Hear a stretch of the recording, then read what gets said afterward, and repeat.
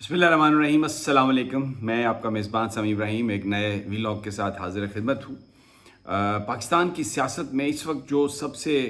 अहम जो मामला है वो हकूमती कोशिश है एक मुजवज़ा आइनी तरमीम की, जिसके ज़रिए एक आइनी अदालत बनाई जाए, काजी फ़ाइज़ ईसा साहब को उसका जज बनाया जाए, एक्सटेंशंस दी जा सकें, हाई कोर्ट के और सुप्रीम कोर्ट के इख्तियारात को थोड़ा कम किया जा सके और फ़ौजी अदालतें जो हैं उनको जायज़ करार दिया जा सके। ये सारी जो पाकिस्तान की पॉलिटिक्स है उसके गिर्द घूम रही है। और अभी इमरान खान साहब ने जो एक भरपूर एहतजाज किया, पीटीआई ने इस्लामाबाद में, इससे पहले जलसे भी किए, उनमें एक जो बड़ा अहम मकसद था वो ये था कि जो अदालत पर शब खून मारने की कोशिश है वो उसको नाकाम बनाया जाए और अदालत की जो इंडिपेंडेंस है उसको बरकरार रखा जाए। जो मौजूदा चीफ़ जस्टिस हैं इनको एक्सटेंशन नहीं मिलनी चाहिए और जो सीनियर जज हैं मंसूर अली शाह साहब, उनका नोटिफिकेशन होना चाहिए। ये अहम मुतालबात थे। बाकी इमरान खान साहब की रिहाई, पॉलिटिकल वर्कर्स की रिहाई और जो मुकदमात थे जाली उनकी वापसी, और फिर उसके बाद फार्म 47 का जो मामला था उस पर, और जो इलेक्शन में धांधली हुई, जो रिगिंग हुई, जो मुख्तलिफ इंतखाबी हल्के, ये सब उसका हिस्सा थे उन मुतालबात का। लेकिन जो बड़ा एक अहम मुतालबा था ये जो अदालती ये जो तरमीम जो की जा रही थी, अब उसके हवाले से बड़ी ताज़ा तरीन डेवलपमेंट ये हुई है कि मौलाना फजलुर रहमान, जिनकी जिन्होंने साथ दिया पीटीआई का और उन्होंने हकूमती जो तरामीम थी उनको मानने से इनकार किया, जिसके नतीजे में ये तरामीम ना हुई। हुकूमत की कोशिशें अब भी जारी हैं। आज भी ऐवान सदर में मैंने आपको पहले भी बताया कि फ़लस्तीन कॉन्फ्रेंस के नाम पर एक गैदरिंग हुई जिसमें मौका दिया गया मौलाना फजलुर रहमान को नवाज़ शरीफ साहब से मिलने का, जरदारी साहब से मिलने का, शहबाज शरीफ साहब के मिलने का, लेकिन और उसका मकसद ये था कि किसी तरीके से मौलाना को राम कर लिया जाए। और हकूमती जो काबरीन है वो सहाफ़ियों को ये ख़बर भी फीड कर रहे थे। आज एक तस्वीर भी बड़े हंसते हुए जारी की गई लीडरान की, और कहा कि मौलाना फजलुर रहमान मान गए। लेकिन जो मेरे पास इत्तलात हैं, जो मेरे ज़राए मुझे बता रहे हैं कि मौलाना फजलुर रहमान की जमात ने एक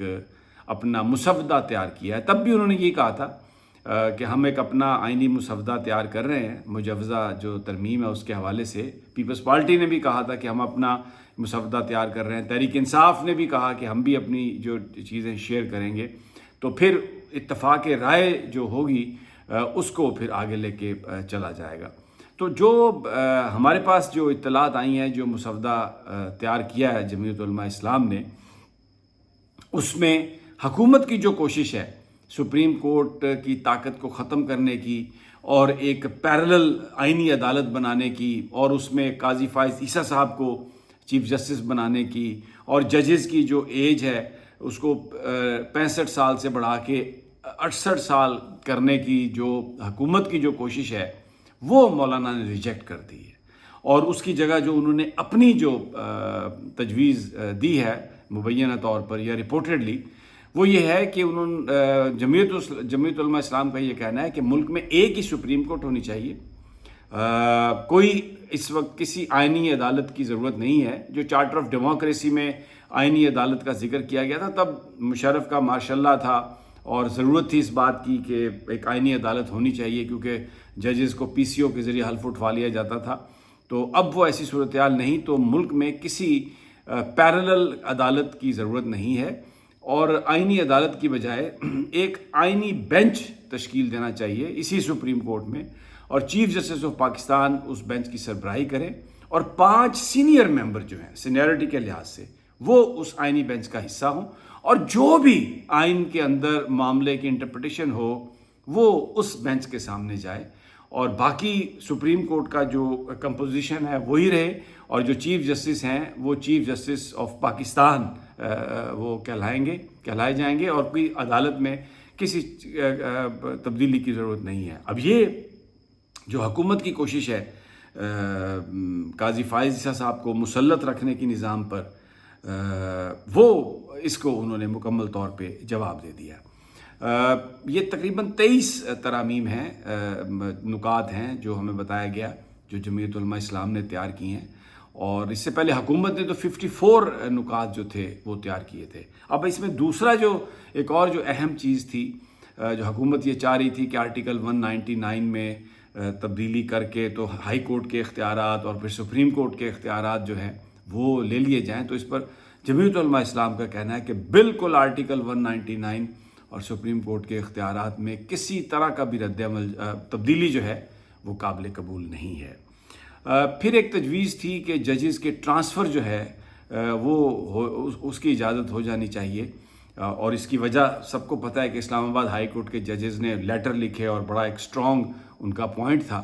تو یہ کیا گیا حکومت کی طرف سے فیصلہ کہ ان کی ٹرانسفرز کر دی جائیں۔ تو جمعیت علماء اسلام نے اپنے آئینی مسودے میں تجویز کیا کہ ایسی کسی ٹرانسفر کی اجازت نہیں ہوگی اور کسی بھی جج کو آپ ٹرانسفر نہیں کر سکیں گے۔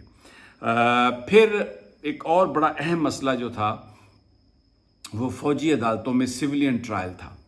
جو عام شہری ہیں ان کا فوجی عدالتوں میں کیا ٹرائل ہو سکتا ہے، اس پر جمعیت علماء اسلام کا موقف بالکل واضح آیا ان مجوزہ آئینی ترمیم میں کہ کسی طرح کی کوئی بھی جو فوجی عدالت ہے اس میں کسی سویلین کا ٹرائل نہیں ہو سکتا۔ پاکستان کا عدالتی نظام موجود ہے اور وہیں پر ان کا ٹرائل ہوگا۔ ججز کی جو اپوائنٹمنٹ ہے اس کے حوالے سے یہ جمعیت علماء اسلام کا موقف ہے کہ جو 18ویں ترمیم میں طے کیا گیا تھا کہ پارلیمانی کمیٹی جس میں آدھے اپوزیشن کے لوگ ہوں گے آدھے سرکار کے لوگ ہوں گے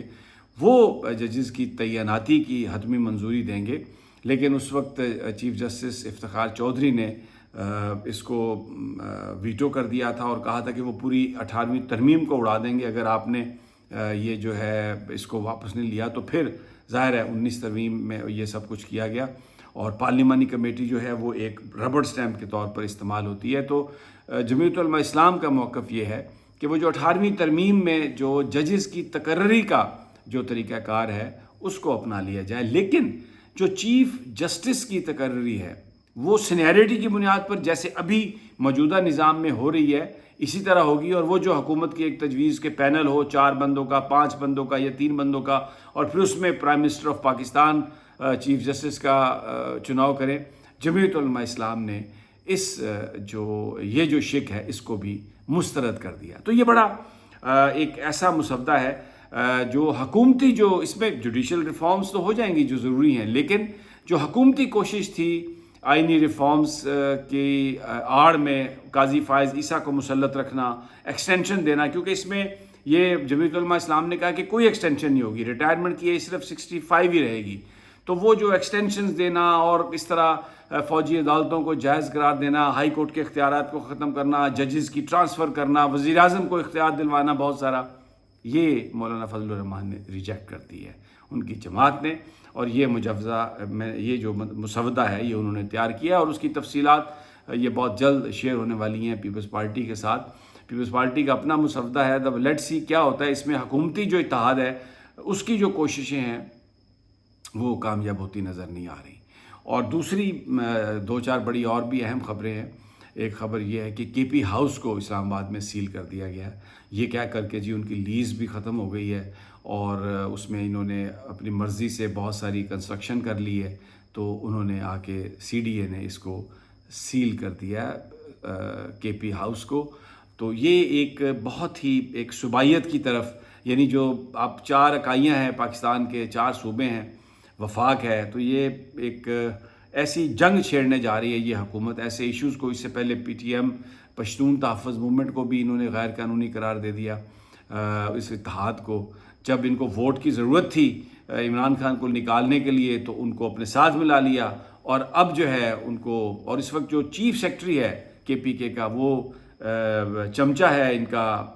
وفاقی حکومت کا، شہباز شریف کا،